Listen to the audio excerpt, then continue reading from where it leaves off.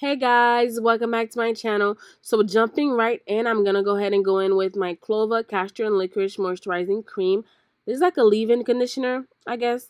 And I'm going to apply that to the whole back section of my hair because that's what I'm going to be using as like a moisturizer. So once I finish applying that to the whole back section of my hair, I'm going to get my comb and just do like a small part. So I'm going to do a small part in that big part, if that makes sense. So from the title, you already know it's a clip-in video. So after I do this part, I'm going to go ahead and get my clip-ins so that I can clip my clip-ins to that back section like you see me doing right here. So once I finish clipping it into my hair, I'm going to go in with the Khlova Curl and Defining Cream as my styler, and then I'm going to start braiding. So right here, I'm basically braiding my hair with the clip-ins together so that it gives the illusion that is really my hair, because my hair and the clip-ins are mixed together. Now this was really tricky because my hair is a lot shorter than the clip-ins.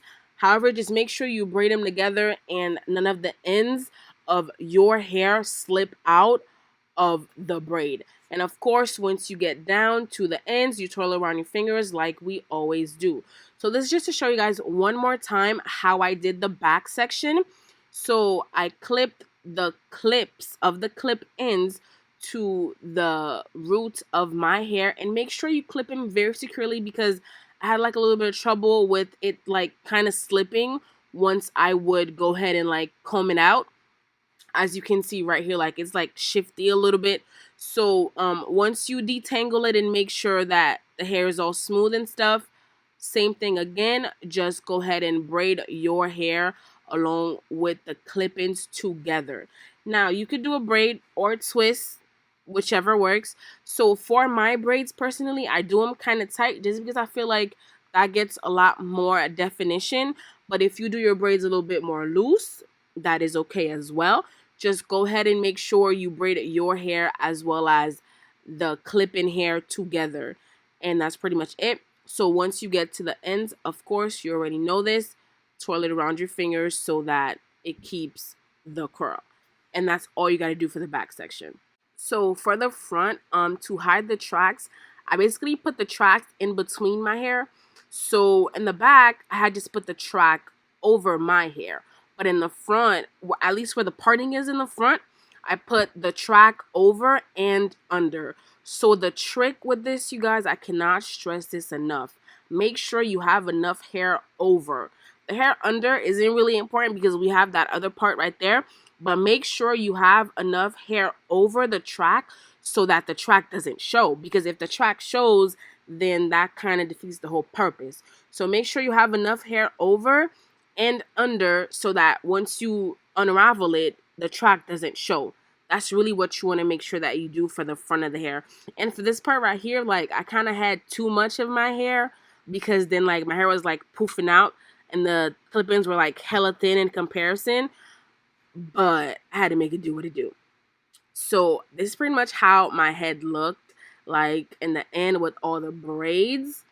So once it finally dried, it was time for me to unravel it. Y'all, when I tell you I was shook, like I was shooketh. Okay, like I did not think it would be so defined. Like I knew it would have some definition, but I didn't think it would be as defined as it actually came out. And I was like, oh shoot, like this actually came out really well. So these clip-ins, you guys, are from at the Sassy Gal on Instagram. I'm going to link her information below in the description box. So please be sure to check that out. I got a bundle of 12 and a bundle of 10 inches. So I put the 12 inches in the back and I put the 10 inches in the front because we need to have layers. Okay. So once I finish unraveling all of the braids that were in my head, this is how it looked. And then I just went in and I just started to split the braids. So normally, of course, you know, separate the curls where it naturally separates, but these were hella defined. Like I didn't have to do that. So once I just split it up, it still held that curl pattern, y'all. So also I forgot to mention, don't forget to separate your hair that's like in between all of the clip-ins. So separate the clip-ins and also separate your hair so that it can all blend in together and look like it's just one. So once I finish separating my hair as well as the clip-ins, this is how it looked.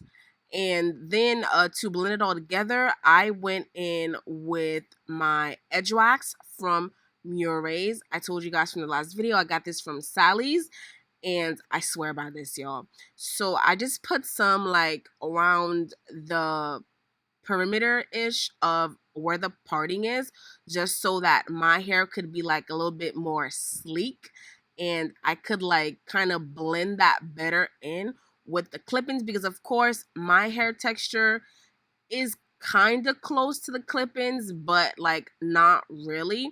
So I just put some of the edge wax like around my hair so that it could look a little bit more sleek and it could blend in with the clip-ins a lot better.